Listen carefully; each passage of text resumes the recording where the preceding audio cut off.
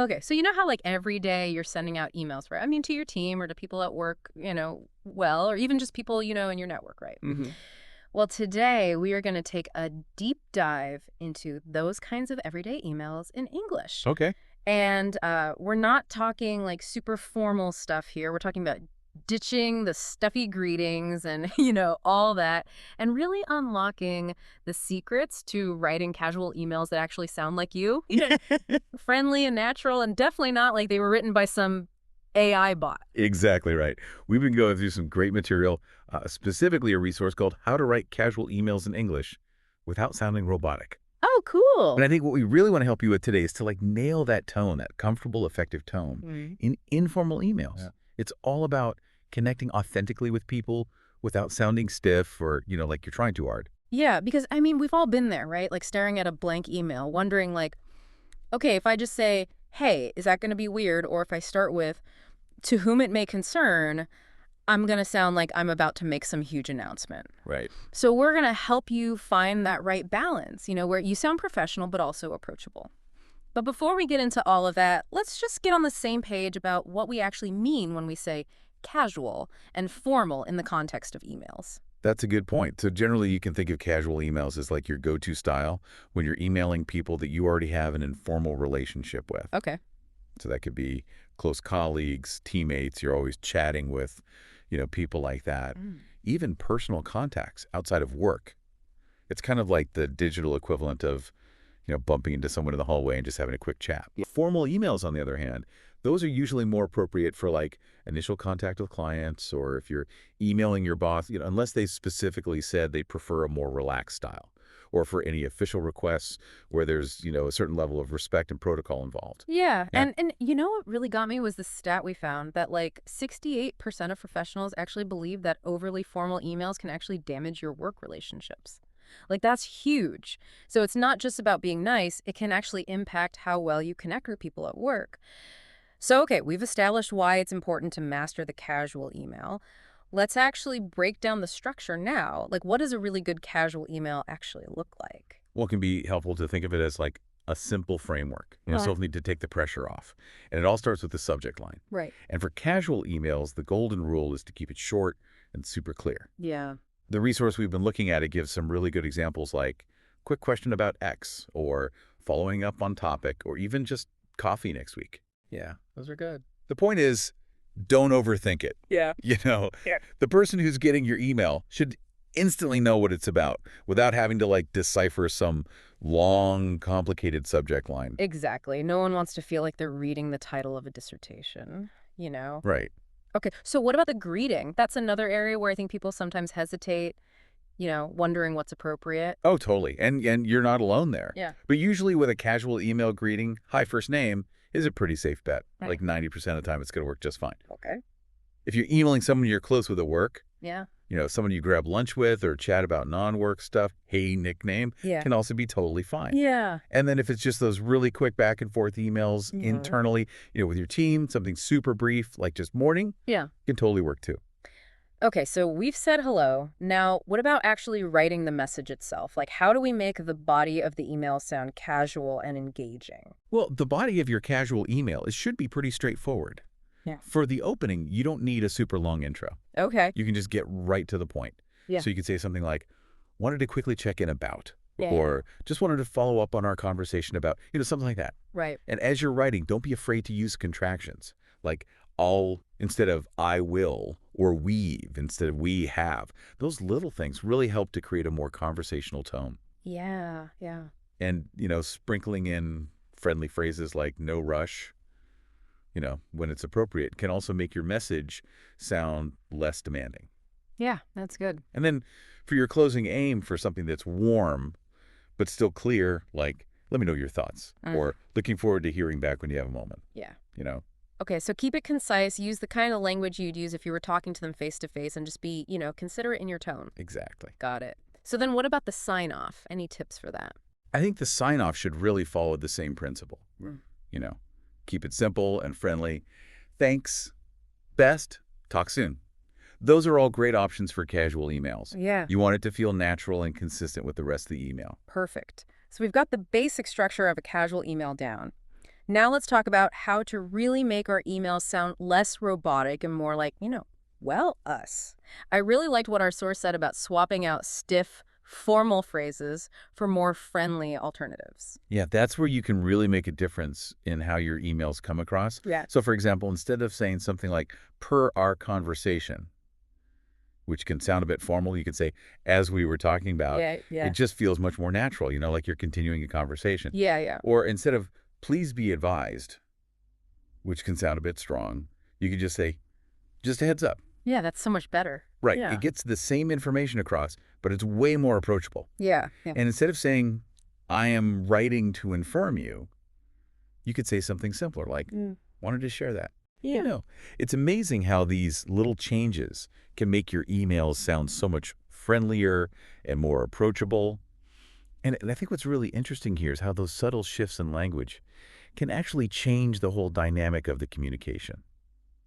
Right. It makes it feel more collaborative and less transactional. These are really good examples. They instantly make the email feel so much more human. Well, Okay, so our source also brings up something really interesting about using emojis in work emails. oh, yeah, And I think a lot of people wonder about that. definitely. It's definitely something to think about, especially if you're communicating with people from different cultures. Right. So in the US and the UK, for example, using emojis in casual work emails can often be totally fine. Okay. Like a simple thumbs up after a thanks can be a nice way to add a little bit of warmth. Yeah, I do that sometimes. Yeah. But it's really important to remember that in some cultures, like in Germany or Japan, for instance, emojis in work emails are generally not a good idea. Oh. They might be seen as unprofessional. So the key takeaway here is to always be mindful of who you're emailing and their cultural context. Right. What might be friendly in one culture could be interpreted very differently in another. Yeah, that makes sense. It's a good reminder that casual doesn't necessarily mean universally informal. And, being sensitive to different cultures is super important. Okay, so we're making our language more casual, but now get ready for this because we're going to talk about something that might sound a little bit rebellious to some people. And that is bending grammar rules. You heard that right. Oh, So in casual writing, English actually allows for quite a bit of flexibility with grammar. it does. And this can really help your emails sound more natural and, more like you're actually speaking. Exactly. One common example is using sentence fragments.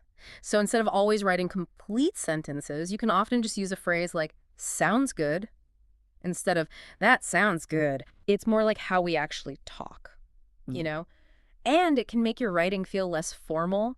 What's interesting here is how breaking those traditional grammar rules can actually improve communication in this specific context. It makes it more relatable to everyday speech. So I've probably done that without even realizing it. But it's cool to think about it as a deliberate choice. Yeah. What are some other grammar rules we can kind of bend in casual emails to sound more natural? Well, you can often start sentences with conjunctions like and or but. Okay. So instead of always using a more formal transition, you can start a sentence with something like, but here's the thing. It just adds a more informal conversational emphasis. Yeah. Another technique is using ellipses, those three little dots, to indicate a pause or like you're trailing off. So instead of asking, can we meet on Thursday? Yeah. You could say, thinking we could meet Thursday. Okay. It just sounds a little softer and less demanding. And I think if we connect this to the bigger picture of communication, these techniques allow us to add more nuance and create a more human feel in our digital interactions. That makes a lot of sense. It creates a more open-ended kind of feeling, like you're thinking out loud. But I'm guessing there's a coming here, right? We can't just throw all grammar rules out the window in every email, can we? Of course not. Yeah. This relaxed approach to grammar, it's really only appropriate for casual emails, Yeah. where the context in your relationship with the person you're emailing makes it okay. Right. So you definitely shouldn't do this in more formal settings, like if you're writing reports or emailing a client for the first time. Yeah. In those situations, you really need to stick to standard English grammar. You want to be clear and professional. It's important to remember that we need to adjust our communication style depending on the situation and the audience. Yeah, it's all about knowing your audience and the context, right? Yeah. Casual with colleagues, well formal when the situation calls for it. Okay. Okay, so to really see all of these tips in action, let's look at some real-life examples of good casual emails. Okay. Our resource has a couple of really helpful ones. Great. So the first example is what they call a quick ask. And it goes like this. Hi, Maya. Hope you're doing well. Could you send me the latest design files when you get a chance? No hurry. Just need them by EOD Friday? Thanks a bunch. Best. Name. What do you think about this email? Well, it starts with a friendly, "Hi, Maya," and then adds a casual, "Hope you're doing well," like you'd say in person. Mhm. And then it gets right to the point by asking for the design files. But it does it in a really nice way with phrases like, "when you get a chance," and "no hurry." Right. And the closing, "Thanks a bunch, best," is also warm and informal. It doesn't sound demanding at all. Exactly. It's concise, it's warm, and it clearly says what the person wants, but without being pushy. Okay, now let's look at the second example, which is a friendly follow-up. Here it is.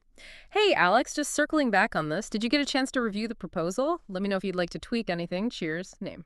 Okay, so this one starts with an even more casual, "Hey, Alex," Yeah. and then gets straight to the point with just circling back. And the question, "Did you get a chance to review the proposal?"